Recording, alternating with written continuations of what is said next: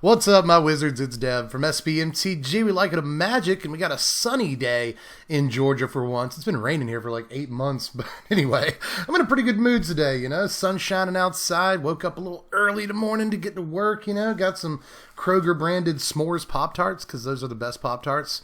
I guess their only competition is blueberry, probably? But anyway, that's not why we're here. We're here to talk about mono black vampires. Go into the arena with some Dank Jank from the Jank Bank and try to decimate our rank. If I had to add another rhyme into that. But this is actually pretty straightforward if you can't tell. You probably already digested the entire deck list while I'm sitting here just like rambling on about Pop-Tarts. But I mean, it's not hard to figure out, right? A Thirsting Bloodlord, that's an Anthem effect. We actually have 6 other Anthem effects in Icon of Ancestry and Heraldic Banner if we're playing vampires. We're going to make them big, damn it. There's also Sorin, which is the best card in the deck. And can often just throw down a Thirsting Bloodlord, like the turn it comes into play, which is really, really good. But there's also one copy of Sorin Vampire Lord, which I don't expect to do much. But hey, while we're, you know, getting janky here and trying to play like a tribe that we probably shouldn't be playing, let's play a card with with vampires in the text box, right? So let's give it a shot. See how it works. I mean, aside from that, there's Knight of the Ebon Legion, good card. Vampire of the Dire Moon, decent card. Child of the Night, bad card. Bloodthirsty Aerialist, sometimes good. Savage Gorger, bad. So like, there's definitely some good and bad stuff in here. I mean, Vamps isn't stuck with nothing but garbage cards. I mean, there's Kel Mitchell right there, old Ebenezer Scrooge. Obviously a sweet card, but we'll go into the arena and we'll see how we do with this thing. I have been playing it unranked for like a couple of weeks now, and it's really not like a terrible deck, but you know, you know. So let's go ahead and get in there and see if we can suck some blood. All right, we got one against Temur Bolus here, and this actually looks pretty good. We get another land, we can turn 3 Sorin into Thirsting Bloodlord. Not terrible. The 2 Drag to the Underworld might come in handy here too, so I'll keep it. I'll totally keep this. What you got, Timo? I'm sorry. By the way, I want to address this too. About the gameplay recently. I've had a couple people tell me that like the gameplay is really like slow and kind of herky-jerky looking, and I think that's probably because of my desktop. So what I'm going to try and do here, and Temur Bolus is giving us enough time to talk about this before this game starts. That's good.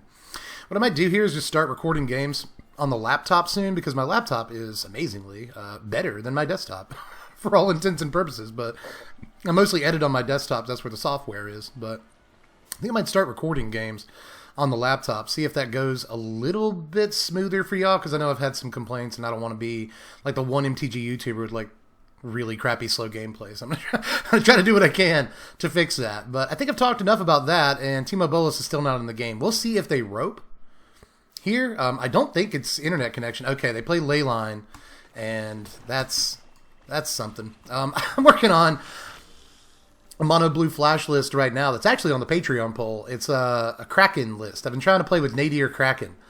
And I'm trying to make Leyline of Anticipation work, because it turns out if you just play Nadir Kraken on turn 3, it's gonna get killed. So you like have to play it with Flash at the end of your opponent's turn for it to have any hope whatsoever of surviving. So I've been playing that. I've been playing Leyline that way. Let's see what they're doing with Leyline though. I've seen this blue-white Flash deck a good bit recently, where it plays like Spectral Sailor and stuff. And we'll soar in here and see if it gets quenched. We got another one. It does not get quenched. As a matter of fact, it appears as though our opponent doesn't have much of anything. So let's go ahead and throw this Thirsting Bloodlord down. Let's get it going. Gets the people going. All right, we're in. It's 17. It's not bad. Opponent plays their 3rd land and says go, because they have flash stuff. They don't have to do anything on their turn if they don't want to ever. So that's kind of cool. Let's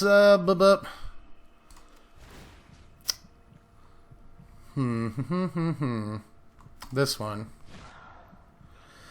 I think I might only swing with this creature. I'm not actually sure. Let's go ahead and do both. Let's see if they throw down a Brazen Bar or something, just ruin our day. That's the thing about Leyline. Oh, they're playing the deck that I'm playing! Ooh! Ooh! Okay, so y'all get to see, I mean, I don't want to call it my deck, but it seems y'all get to see 2 of the decks I'm working on in one game. That's cool. And see, even then, like, they're going to scoop it up. Come on, play the Kraken deck. I want to see more of it. All right, we got another one here against Confaust? I don't know. People's names, man. You know, to each their own. Let them do what they want to do. Uh-oh. Fervent Champion turn 1. Uh-oh, stinky. That's, okay, let's see how we stack up here. Let's play Ebenezer Scrooge turn 1. Go up against this Fervent champion. That's a good play. See what they do turn 2 here. What you got? What you got? Oh, it's a runaway, Steamkin. Gonna try to run away with it. Alright, that's not terrible. We got a Child of Night here. Little lifelink blocker. I feel okay about that. Why is my house shaking? Is my house shaking? It stopped. Huh. Maybe someone with loud music was driving by. I don't know what that was. It was weird. Alright.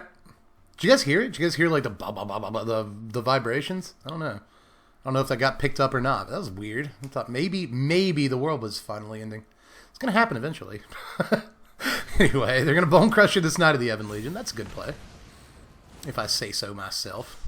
Gonna get in here. I want to just block, honestly. Let's do something about the Steamkin before he gets out of control and can start like casting spells and whatnot. Yeah, let's do that. So this turn, we can Icon and not do a whole heck of a lot of anything else, but that's fine. That's fine. Next turn, we ought to be able to Witch's Cottage, get Ebenezer Scrooge back on top, and then Thirsting Bloodlord that same turn. That's not bad. Although it's not good either, right? Like, I'm really worried about this mono red deck's going to do. Here comes another runaway. Heck, it's a runaway. We have kind of kneecapped this mono red deck, though. They're not playing very fast. Do you have another land? Ooh, they missed their land drop. Ooh. Ew, that's key. that's pretty key. It's not. I'd rather have like a real game, but you know, we're kind of playing with a deck that has a bit of a small handicap. So I'll take what we can get here, right? But honestly, I'd rather win like a real game against mono red to show this deck off. But we'll see if we even win this game. I mean, we really don't know what they've got. It's possible the Steamkin somehow takes down this Thirsting Bloodlord like this turn. So we'll see. They did get their third land, so that's good. That's good for them. I'm happy. They're going to Annex. Probably could have predicted that. You going to swing, though? I don't think you are. I don't think you are, buddy. You're not. All right, so that's perfect, because now we can Thirsting Bloodlord. Knight of the Ebon Legion. And at this point, it's like, do we tack? Do we tack or do we protect? So if we attack, so blocks here, probably blocks here as well. We kill two of their guys. They get 3 dudes back, though, so like it's not a great exchange. That's the thing with Annex, right? What if they just block with like a 1/1 and that's all they do? I feel like testing them. Don't ask me why. But I'm gonna do it. Sorry it took me so long to figure it out, opponent. All right, we put them at 15. They let it through. We get a 5/6, which are good stats. Those are very good stats. This deck is actually like looking okay right now, but again, this is mono red. They can just come out of nowhere and Embercleave our face off if we don't block or something. So there are problems inherent in the system right now. Although I will say, like, well, no, because Embercleave will give Annex 2 more devotion. Oh, okay, here comes a Cavalcade. Okay. And I wonder if Torch Courier, that makes Annex able to swing into this Knight. But I'll probably block. Like, if they swing with Annex, I'll probably block with Kel here. Really hope we get the 6th land. I want to see if this does anything. Alright. Big guy. Big man. Bone Crusher. What you gonna do, though? They're gonna take a minute to think about their attacks as well, which I don't blame them. Here comes Annex. And that appears to be all. So I will, in fact, block. I'm gonna make good on my promise. I said I would. Now they get 2 things they can get damage off from Cavalcade, though, so... Ooh, Annex. You don't see these decks playing Cavalcade all the time anymore, but, you know, I think Cavalcade works really well with Annex. I'm surprised you don't see it. But, I mean, people are really prioritizing speed in their slots, and often you have to take a turn off to play Cavalcade, so I can understand it. Let's main phase Icon here, because we've got Vampire of the Dire Moon regardless. Oh, we whiffed. Yuck. Okay. Well, I'll put those cards on bottom. That's fine. Although I would have liked one of those lands, honestly. But I don't know that this card's really going to do much other than kill a creature, which is honestly decent. It's like, kill 2 creatures would be really nice. They are thinking. It would appear that's what's going on. Alright, so... Attack, attack. Blah, blah, blah, blah, blah.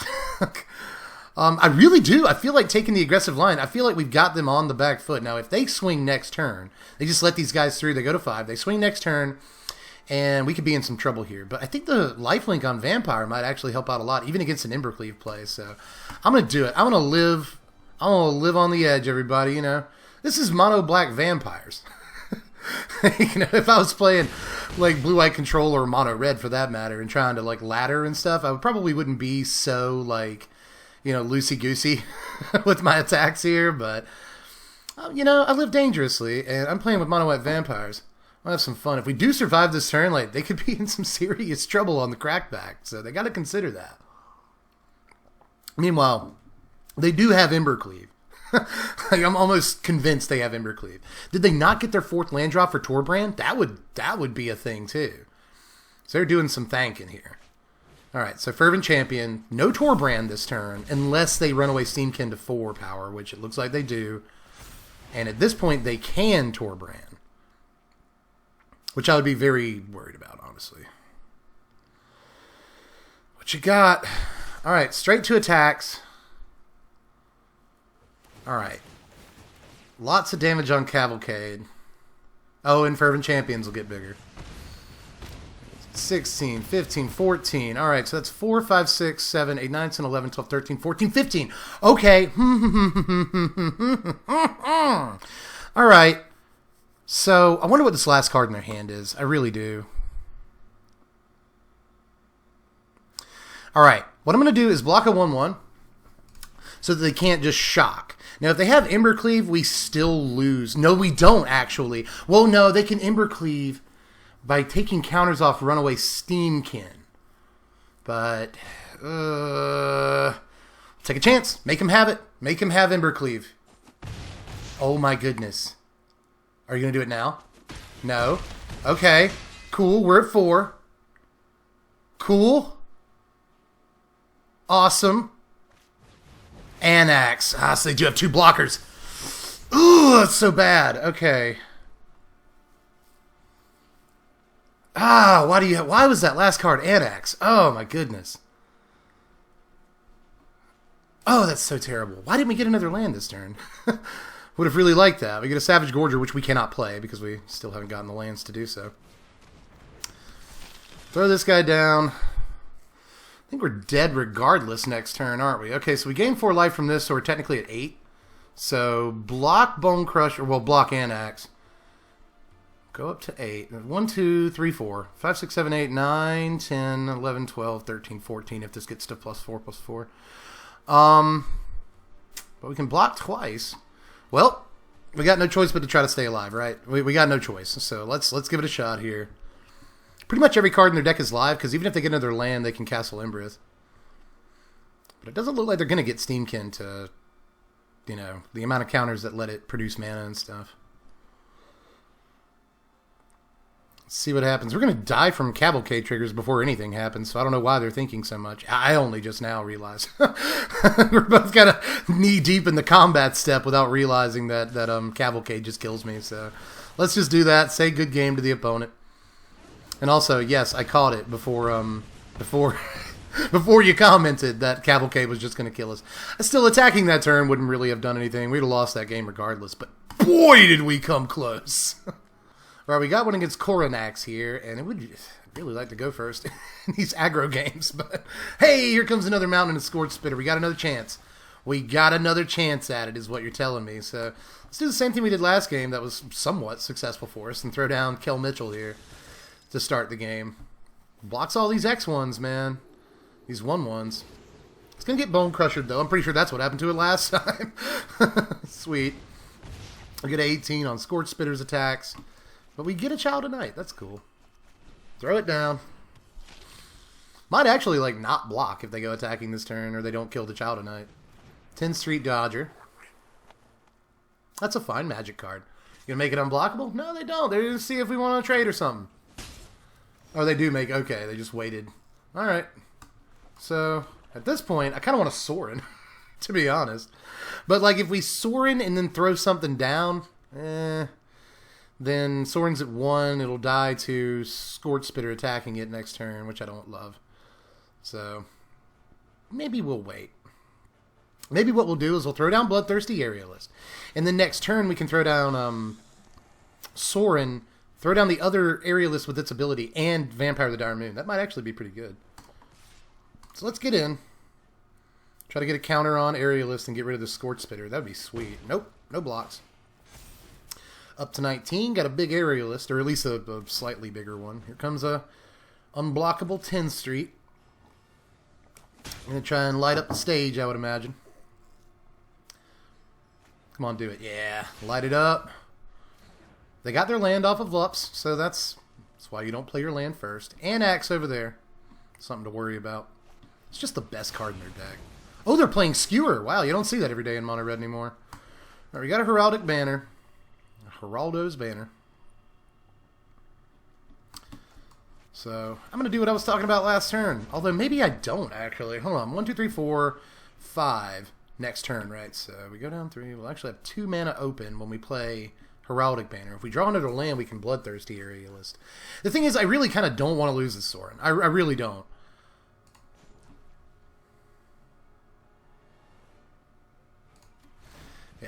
Yeah, I'm doing it.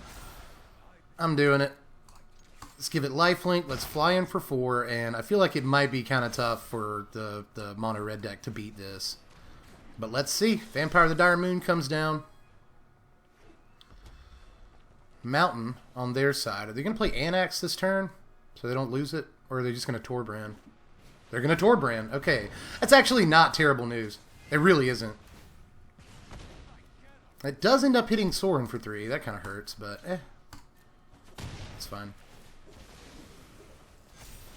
Alright, we got the other land. Nice. Nice. Okay. Throw. Oh, I did it wrong! Oh, no! Well, you know. Oh, they're going to scoop! Oh, okay, so we beat Mono Red. We lost one to Mono Red. We beat Mono Red. So that's not terrible. All right, we're coming off against a big win against Mono Red, exploiting one of their weaknesses, which is a lifelink flyer. We've learned that before. We just relearned it today. But let's go up against Photon Sky and go first with a couple of 1-drops in our hand. It's looking okay. Comfortable hand here. I'll take it. Throw down Kel and say go. Come on, Photon. I know I played against this person before. This is a very familiar name. Ooh, an Elite Arrestor. What do you even do? Okay, you tap stuff down. All right, okay. I wonder if this is Verity Circle. Are we playing against Verity Circle right now? That'd be awesome. I'd be down. All right. Well, Ebenezer doesn't really swing for anything right now, so let's just hold him up. See what fascinating thing our opponent does next. You lead on Elite Arrestor. You got my attention. Definitely. So, come on, follow up, opponent. What you gonna do? I believe. Okay, Hallowed Fountain. Are you attacking with the 0-3 or not? Okay. That's probably for the best. All things considered. Well,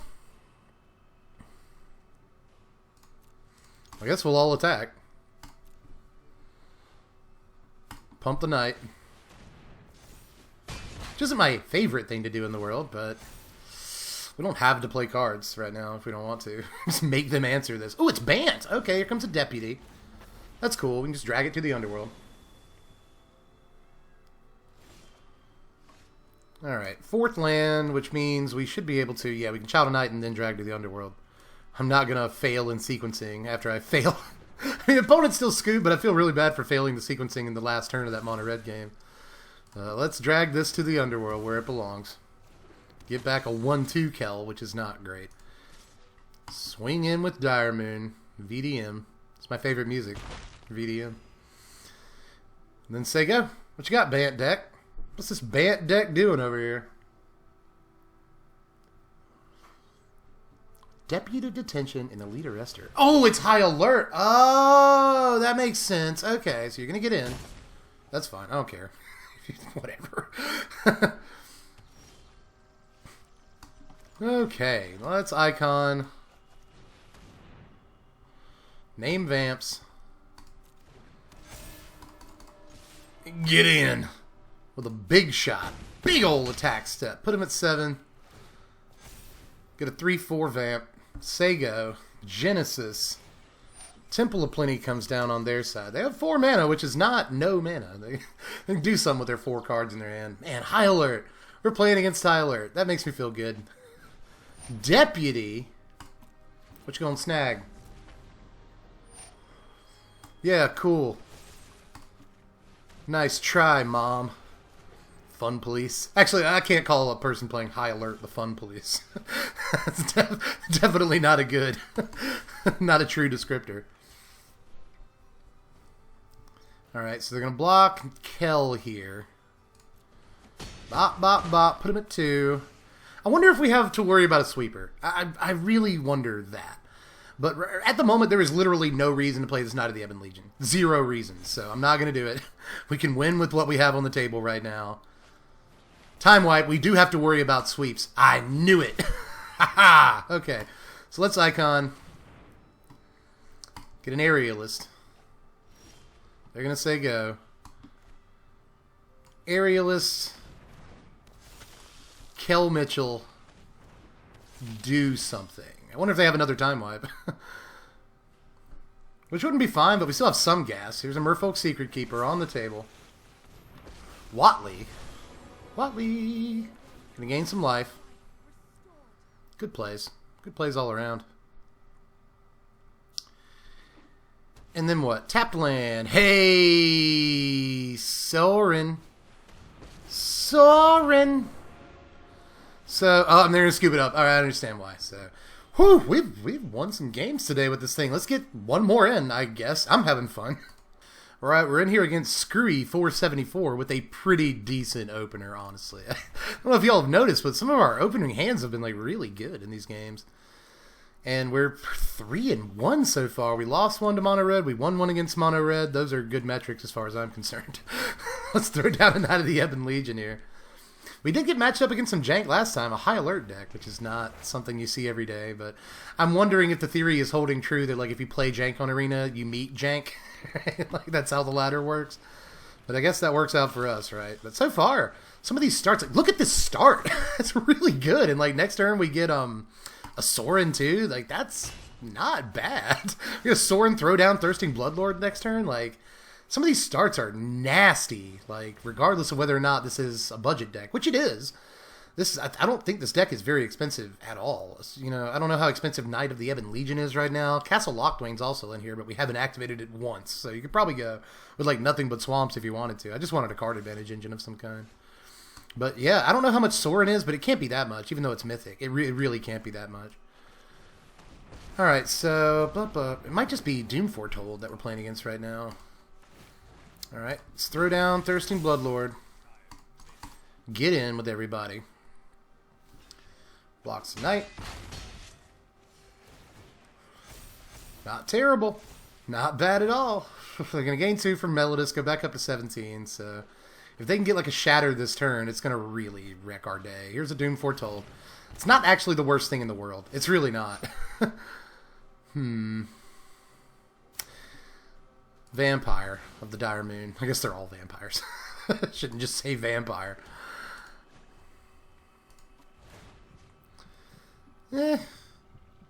This guy, I guess.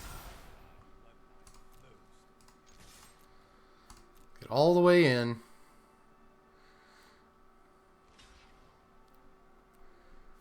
Activate this Knight of the Ebon Legion that didn't get blocked. Smash in for 9.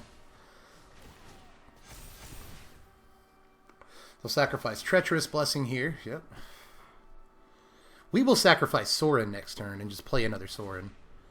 If all goes well, we should be able to pull this off, but if they have a sweep this turn, we might as well scoop. Honestly. Elspeth. Okay.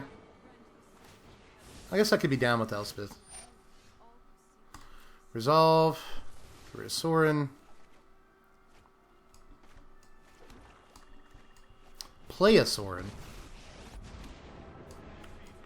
Drag to the underworld one of these things. And then...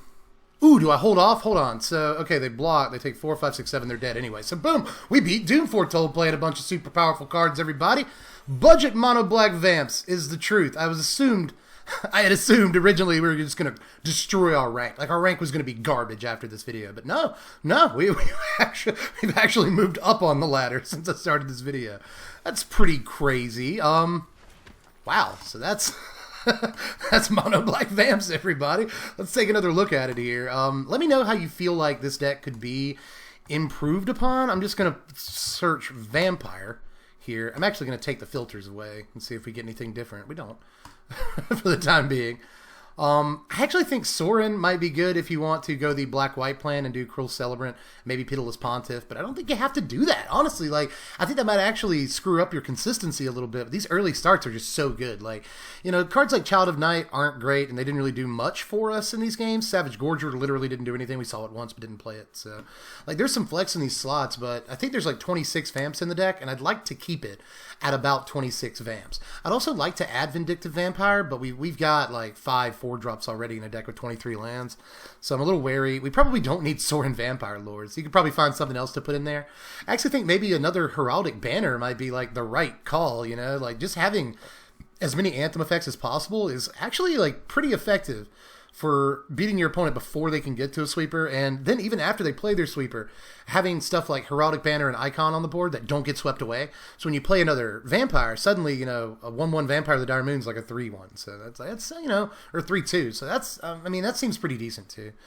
It just honestly wasn't anywhere near as bad as I expected it to be, and that comes from someone who has played this deck for like 2 weeks on and off, on unranked. So today was an especially good showing for it. And I'm actually going to look up the prices on at least one of these cards. I want to know, well, actually 2. I want to know how much Knight of the Ebon Legion is at the moment. And I also kind of want to know how much Sorin is at the moment, right? Because, like, I really don't think that this is a very expensive deck whatsoever. So, Knight of the Ebon, TCG player. All right. Let's just see exactly how much this deck actually might be. I wonder how much Icon is. Like, I bet it might be, like, somewhat popular. Okay. So, yeah, Knight of the Ebon Legion's like $5 right now, which is like $20 for the playset. So, I mean, this deck could still be budget, but not, like, incredibly budget. All right. Icon of Ancestry is $1, so that's not bad. And then finally, let's look at Sorin Vampire Lord. Sorin don't autocorrect, phone. Sorin Vampire Lord. Don't autocorrect, bro. Jeez. Okay, Vampire Lord. Here we go. How much is this mythic? Oh, no, it's not Vampire Lord. Oh, how much is it, though? Vampire Lord's $5. You don't have to play that card. You don't have to play that card at all. So, Sorin Imperious Bloodlord. Hey, now my phone knows it's a word. So that's good. Oh, man, Imperious Bloodlord's like $12. Jeezy, crazy. Why? That's so silly. All right, so 10, 20, 30, 40, 50, 60. I don't know, this deck's like $75 without the Castle Lockplanes. That's really not bad at all. So, but again, like, if you took out some cards, you could really get it down. You could get this budget down. So, I don't know, y'all. I'm going to leave a link in the description to the deck and paper on TCG Player. Just try this thing out if you get to. I mean, again, this deck was like really, really effective just now, and actually beat Doom Foretold, beat Mono Red, so like we weren't up against like nothing but jank that whole time. Actually didn't look bad to me. But if you liked it, again, I'll leave a link in the description. You can play this deck in paper at your F&M or whatever, just casually. This is a really decent deck some of the time. I mean, the lifelink helped out a lot against like Mono Red, and then like obviously lifelinking Bloodthirsty Aerialist due to Sorin is just a nasty combination. I mean, I'm telling y'all, serious freaking deck right here. So give this thing a shot if you can. Link in the description. Also, link in the description to the Patreon if you want to support content like this. $1 a month helps you vote on, or lets you vote on what decks we do around here. So that's pretty cool. It's just $1, right? It helps me out a lot.